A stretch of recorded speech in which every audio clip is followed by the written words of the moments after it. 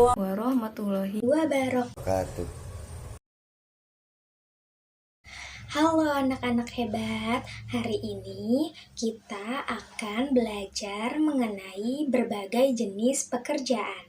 Pada kelas 4, subtema 1, pembelajaran yang pertama. Sebelum kita memasuki pembelajaran kita pada hari ini, Ibu akan menjelaskan tujuan pembelajaran apa saja yang akan kita lakukan pada hari ini. Yang pertama, ada siswa mampu merinci pentingnya keseimbangan alam dan kelestarian sumber daya alam dalam bentuk peta pikiran yang benar. Lalu yang kedua, siswa mampu memberikan contoh kegiatan menjaga kelestarian sumber daya alam dengan tepat. Yang ketiga, siswa mampu membandingkan jenis pekerjaan sesuai dengan tempat hidup penduduk dengan tepat. Yang keempat, siswa mampu melaporkan jenis pekerjaan berdasarkan tempat tinggal penduduk dalam bentuk diagram Venn dengan benar. Yang kelima, setelah membaca teks Taman Bermain yang Hilang, siswa mampu menilai tokoh yang terdapat dalam cerita tersebut dengan detail. Yang keenam, siswa mampu mendeskripsikan tokoh melalui gambar dari teks tulisan dengan detail. Selanjutnya, kita akan memasuki pembelajaran kita pada hari ini.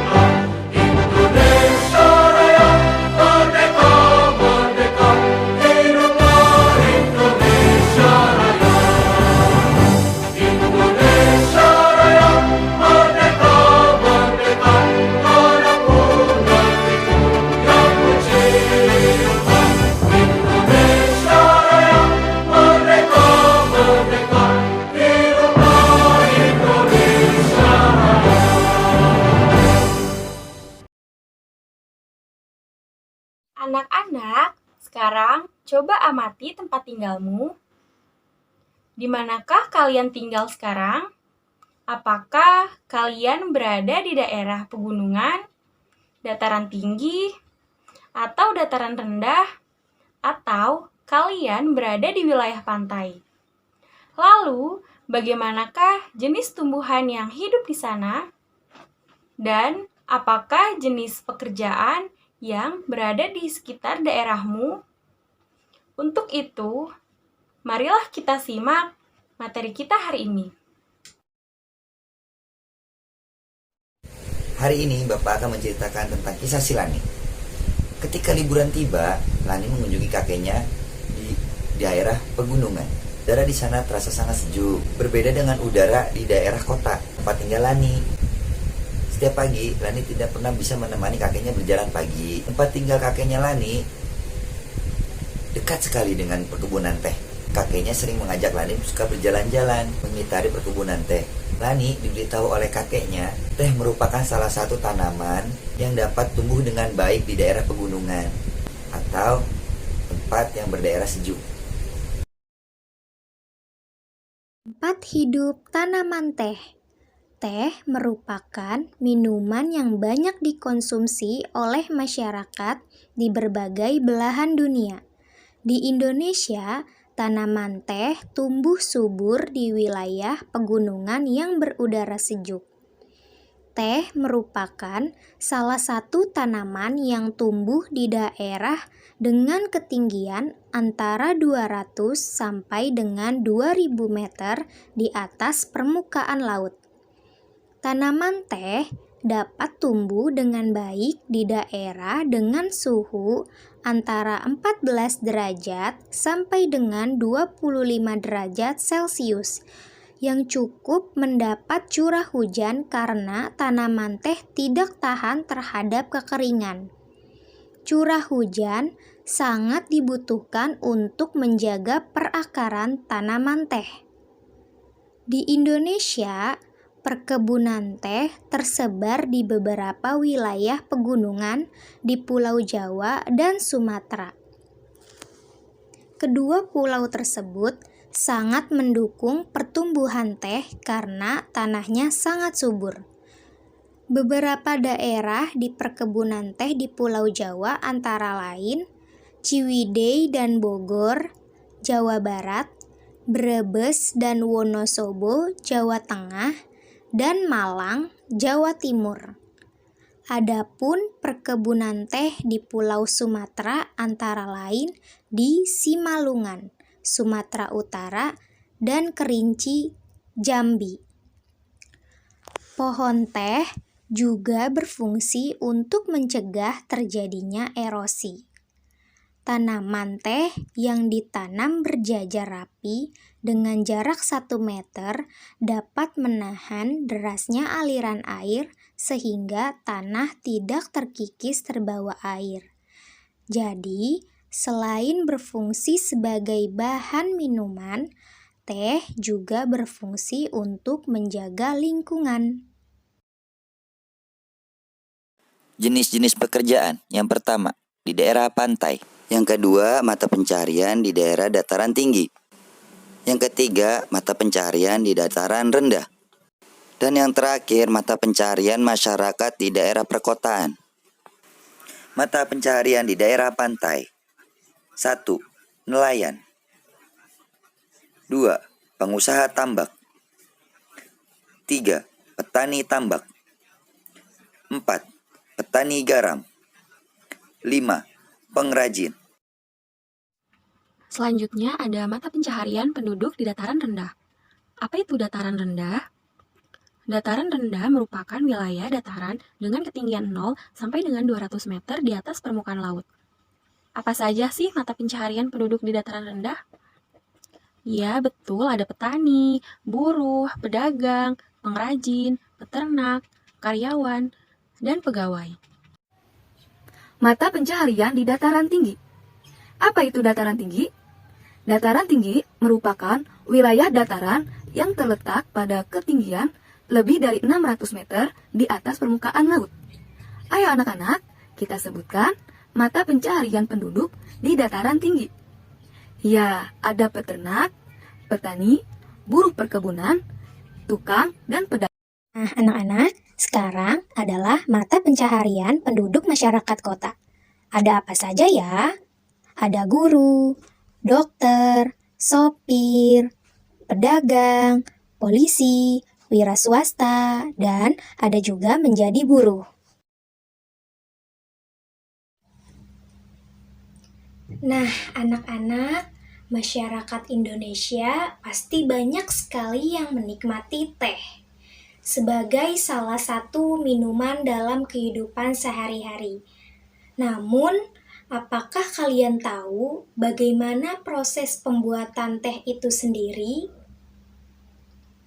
Nah, anak-anak, ternyata dalam proses pembuatan teh terdapat banyak sekali pekerjaan yang terlibat, yaitu mulai dari penanaman teh, kemudian pemetikan teh, lalu pengolahan teh, dan sampai pada pengemasan teh.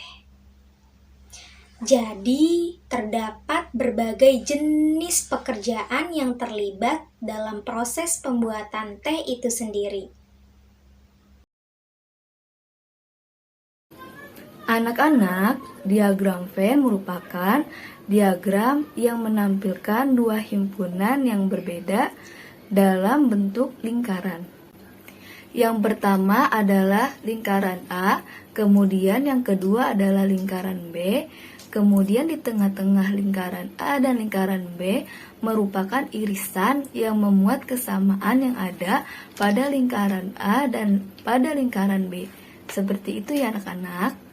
Sekarang, Ibu akan memilih dua pekerjaan yang berbeda dalam proses pembuatan teh. Pekerjaan yang pertama adalah penanaman teh dan pekerjaan yang kedua adalah pengemasan teh. Nah, kita masukkan kepada diagram Venn. Pada lingkaran pertama, yaitu kita masukkan jenis pekerjaan. Yang pertama, yaitu penanaman teh. Kemudian yang kedua yaitu pengemasan teh. Kemudian sekarang kita tentukan di mana pekerjaan tersebut dilakukan. Pekerjaan pertama dilakukan di sekitar perkebunan teh. Kemudian pekerjaan yang kedua juga sama dilakukan di perkebunan teh. Maka masukkan dua kesamaan tersebut pada irisan antara lingkaran pertama dengan lingkaran yang kedua. Masukkanlah pada bagian tengahnya. Kemudian, apa yang dihasilkan dari pekerjaan tersebut? Pekerjaan penanaman teh menghasilkan teh-teh yang berkualitas untuk bisa dipetik. Kemudian pada pekerjaan pengemasan, teh yang dihasilkan adalah teh-teh yang sudah dikemas rapi dan siap dikonsumsi oleh masyarakat. Kemudian yang ketiga adalah apa manfaat dari dilakukannya pekerjaan tersebut?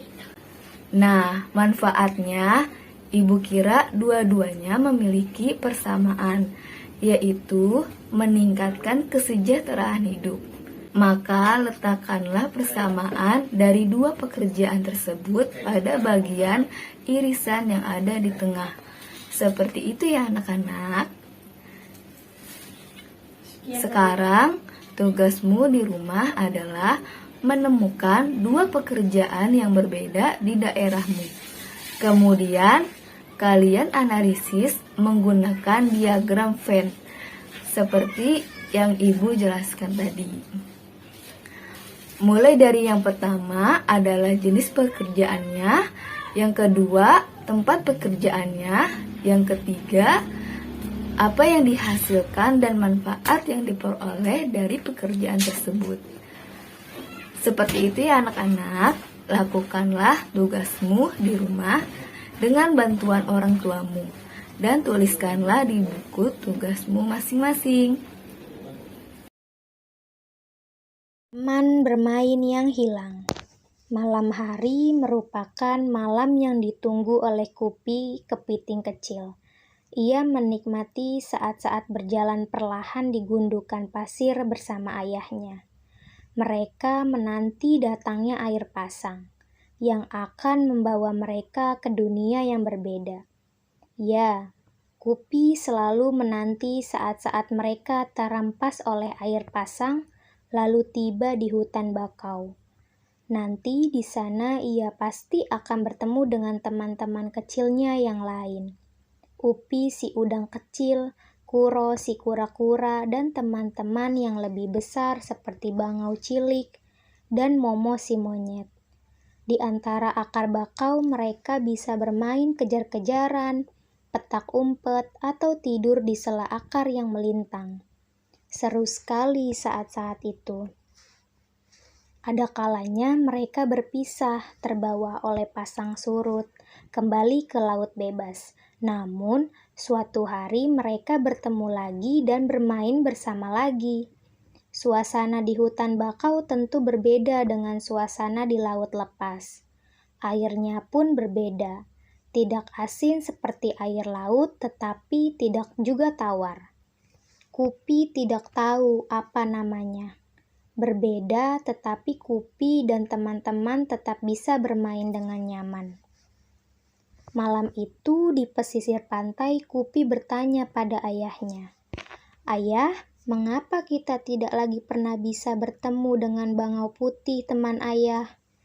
Aku juga sudah rindu bertemu dengan sahabat-sahabat kecilku. Aku sudah lama sekali tidak bertemu dengan Upi, Kuro, Bangau Cilik, dan Momo.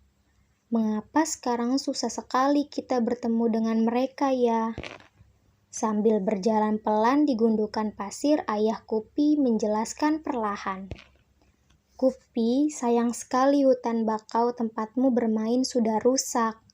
Ayah dengar dari paman nelayan, manusia di pesisir pantai sana ingin membuat bangunan-bangunan yang tinggi menjulang. Mereka butuh lahan yang luas. Mereka menebang habis hutan bakau. Mereka membangun gedung tinggi menjulang ke langit di atas taman bermainmu itu." Ayah menjelaskan perlahan. Sesungguhnya ia tidak ingin Kupi sedih, tetapi bagaimana lagi? Ayah tidak ingin Kupi terus menanti tanpa kepastian. Kupi tertunduk sedih. Pupus sudah harapannya bertemu lagi dengan sahabat-sahabat kecilnya. "Mengapa manusia begitu jahat, Ayah? Mengapa manusia tidak memikirkan kita, makhluk kecil di pesisir pantai? Mengapa manusia hanya memikirkan dirinya sendiri?" Kupi meratap pelan namun penuh amarah. Ayah ingin menenangkan hati Kupi. Ia menambahkan, "Sebenarnya, ketika hutan bakau tempatmu bermain ditebang, manusia pun menerima akibat buruknya Kupi. Air laut akan semakin mudah mencapai daratan. Tidak ada lagi pohon bakau yang menahan. Lama-kelamaan, air tanah di sekitar pantai akan menjadi air asin. Manusia kan tidak bisa minum air asin, Kupi." Ayah berusaha menjelaskan panjang lebar. Ayah kemudian menambahkan, "Dengan rusaknya pantai akibat penebangan bakau, kegiatan manusia pun menjadi terganggu. Sekarang wisatawan yang berkunjung ke pantai ini semakin berkurang. Para pedagang yang dulu berjualan di sekitar sini tidak ada lagi. Pemandu wisata yang biasa menjelaskan tentang keindahan pantai dan hijaunya bakau pun sudah jarang terlihat. Nelayan yang biasa menjual hasil tangkapan mereka pun tinggal sedikit." Kupi tidak terhibur oleh penjelasan ayah. Pikirnya, biarkan saja manusia menerima akibat dari perbuatannya sendiri.